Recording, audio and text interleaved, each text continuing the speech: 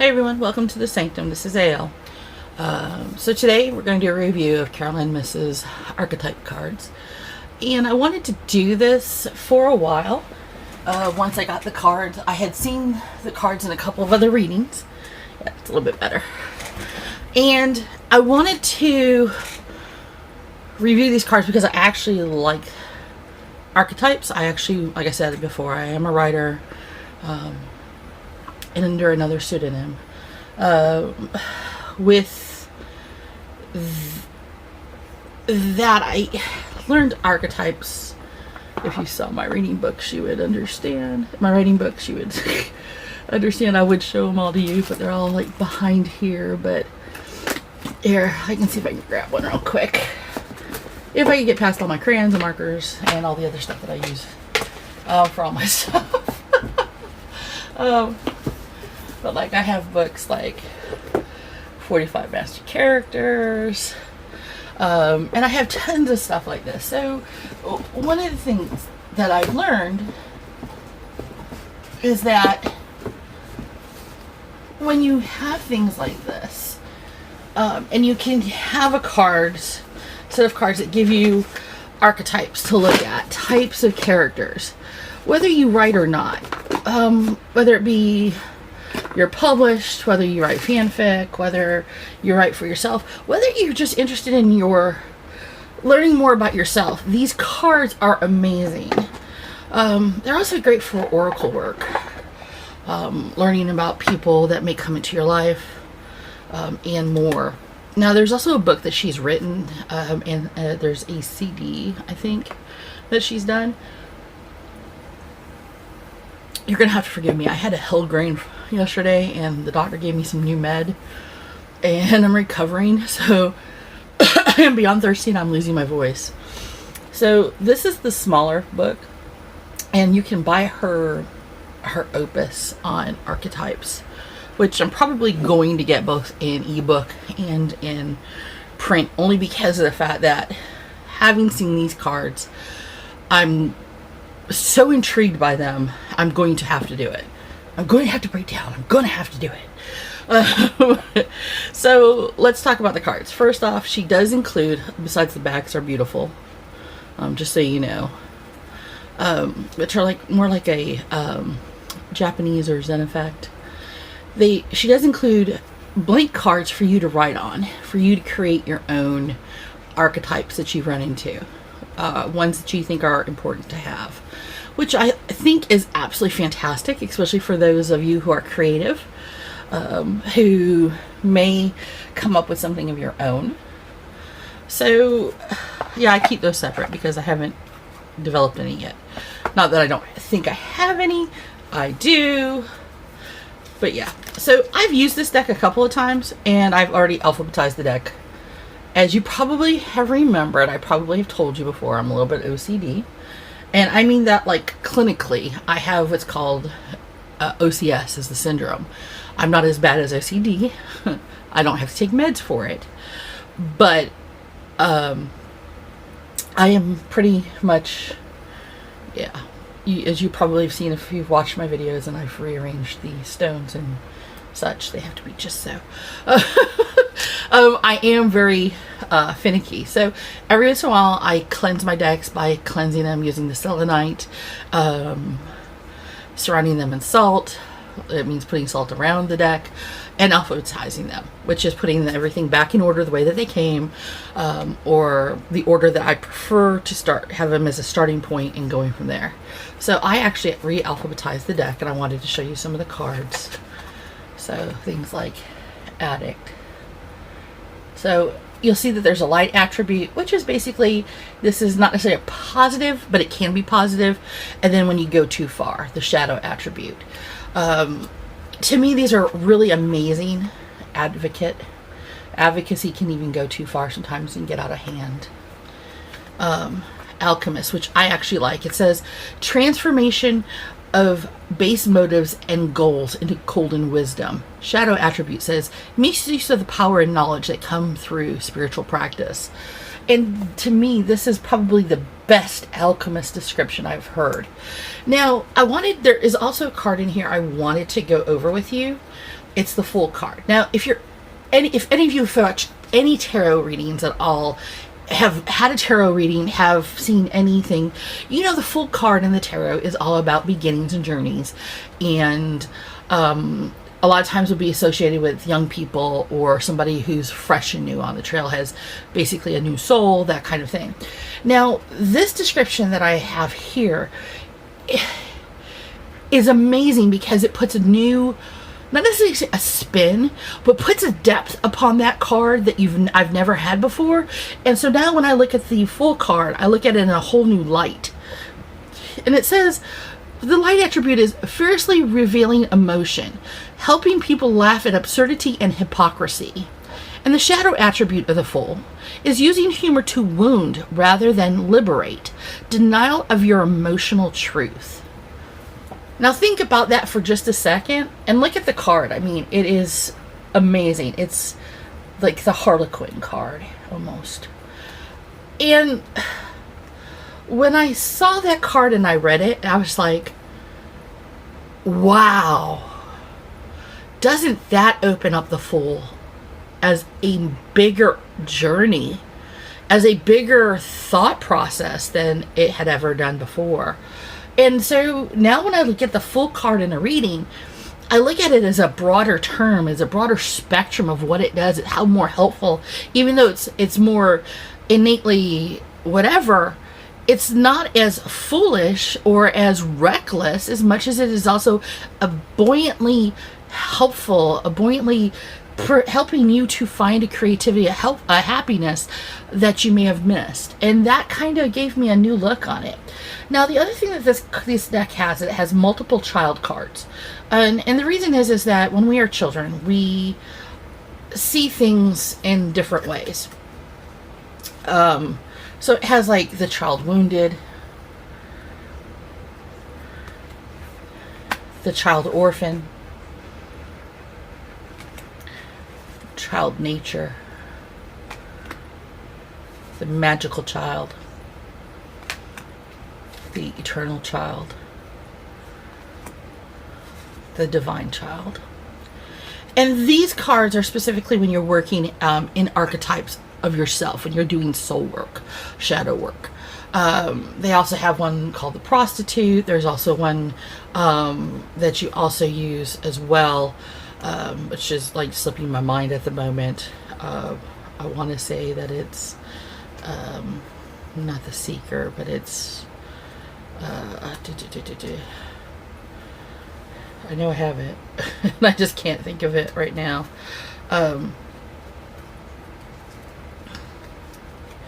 But what it does is it allows you, the saboteur, because we sabotage ourselves. So it's interesting that this deck, because there are so many cards that deal so many parts of us. Detective. Do we look at things? Do we look too much? Do we falsify information? The dilettante. The Don Juan. Da, da, da, da, da, da. We all know a Don Juan in our life, just like we all know a femme fatale in our life. How do I know? Because it just popped up. So I really wanted to show some of these because, one, the artwork is actually fabulous. I actually love it, but I love how these 80 cards are truly depth into how we look at ourselves, how we look at other people, how we look at loved ones, how we look into it. So yeah, it is a shadow work deck, definitely. It is also a great deck to use in conjunction with other decks. So what I would recommend, honestly, truthfully, is if you get the deck, and if there's ever a sale at Hay House or on Amazon for this deck, buy it, which is what I did. I actually bought it on sale, and it was like the best. I had been planning to get the deck anyway, and so the sale fell at the same time I was ready to get the deck, and I said, yeah, mine. And I actually managed, because of the sale, I ended up getting like 6 decks, and I paid an outrageous, not a lot of money. And I have to actually thank Hay House for having these amazing sales when they do. And one notifying me because I'm on their newsletter list, because some of these decks have been on my wish list for a long time and I just haven't had a chance or money or time to do so. And a lot of times when you look at getting certain decks, you look at them in terms of well, how am I going to use it? Or is this going to be a deck I will use all the time? Or is this going to be like a once in a while deck? Now, and there's nothing wrong with a once in a while deck. So first off, let me please reassure you on that. Now, here's the other aspect of that once in a while deck. Sometimes with that once in a while deck, you'll find that you use it at certain times of the year a lot more often. So there are certain decks that I know I don't use that often during parts of the year. I have a classic RWS deck I don't use for a lot during the summer months. I usually use more of the oracles, or I may use a different RWS deck. I don't use a classic. I use like my Gilded Tarot, which is my base deck. My classic one is all written up on because it was the deck I learned on. Now, the cool thing about it is it's my mini deck. I mean, like, it's mini. It's tiny. It's like half the size. But this is one thing I would love about this deck if it was smaller. It is huge, but it's so much info, you almost can't have it. The only thing that I wish is that some of this writing was a little bit darker, because it's a little bit light in some regards. Whereas in some of the other cards, it is darker and easier to see. That's about the only thing that I can say that I kind of wish about this deck. So what we're going to do is we're going to do a quick reading about aspects that we need to work on for ourselves. Just in general. Now, it may not resonate with all of you. It may resonate with some of you. It may resonate with a few of you really hard. And the reason why I'm going to do this type of a reading is I want to show you the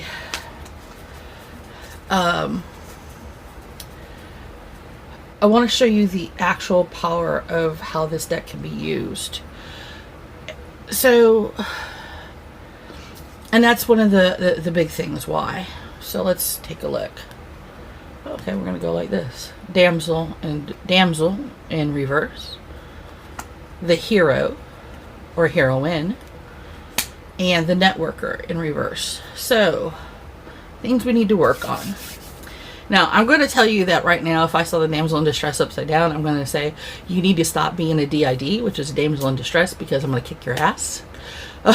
Especially if you're a friend of mine, you will hear that. The term DID or TSTL, too stupid to live. Those of us who write and have written things like romance or write a lot of women's fiction, that is one of our biggest beefs. And so that is one of the things you probably will hear out of my mouth if you ever see me with this card showing up.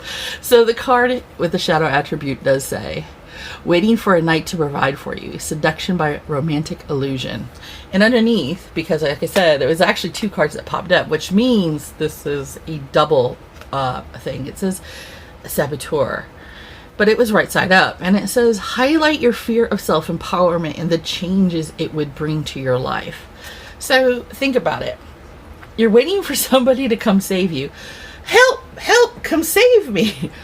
And I'm going to be sarcastic like that for a second, because of the fact that you're afraid to actually be self-empowered, because of the fact that it could be from anything, your past. For some of you, I know it's due to the fact of the way that you were raised. You were always told that you weren't good enough, that you weren't strong enough, that you were told that you were nothing. And you realize that by being self-empowered, it means that you have to make changes, that you need to bring power into your life, that you are going to be your own hero. your own heroine. It says passion for your journey of personal empowerment. So these are actually go hand in hand. Oh my God, they're so hand in hand. So it means don't be seducing others just for the fact that you want to be saved. Don't go looking for any kind of hero to rescue just because you think it would be easier for you to find your way out. It also says that a networker with shadow attributes, and it says that it conveys information only for personal gain, spreads fear and falsehood. Now, I have had networkers in my life who have helped me personally, and I've had networkers in my life who started out awesome and ended up being shit. So let's be honest. Don't be this person. If you have been this person in the past, it needs to stop. Because here's the thing about empowerment. There's enough to go for everybody. Really, honestly, there is enough to go around for everybody. When you empower other people, when you empower them, you empower yourself. When you have respect for yourself and get stronger for yourself, you don't rely on other people to make you feel good. You feel good and love yourself for yourself. And that's what this is about working on. This is about being your own hero. This is about being the Captain Marvel, the Wonder Woman of your own universe.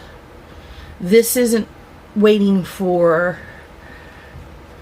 Steve Rogers. This isn't waiting for Captain America. This isn't waiting for Iron Man. This isn't waiting for Superman or Batman. This is picking up your own God's damn sword. Pulling up your own superhero power. And saying, you know what? He needs to come to me, because you know what? I'm kicking ass, taking names, and I'll be damned if I'm going to wait around.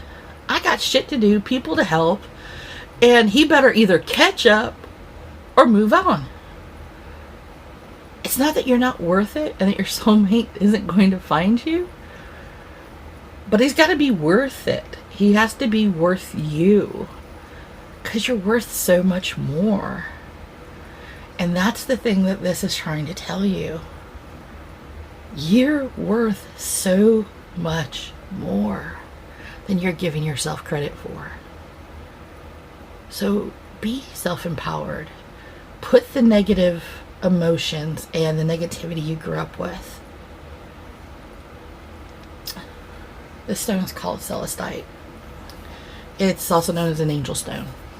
There is angelite as well. I have one of those somewhere around in my buku stones, either here or at work. One thing about this stone that I have always loved, and I keep it for what I need, protection, is just that. It's for protection.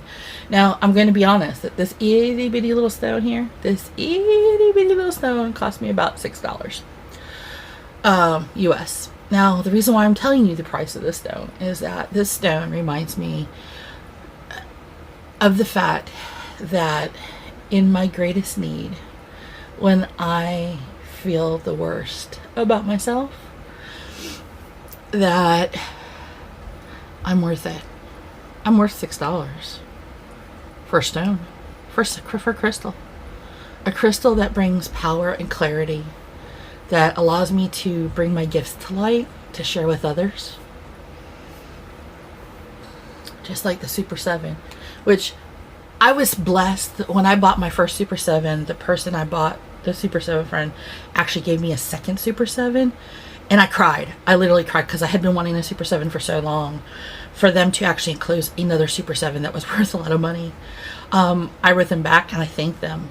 And I had to explain to them how touched I was because of it. The Super 7, whenever I hold this stone, whenever I use this stone, and this is my personal one that is my one that does not go to work or anywhere else with, it goes everywhere with me. It is my stone. It's in my personal bag that goes with me, and that bag goes with me in the morning, goes with me at night, wherever.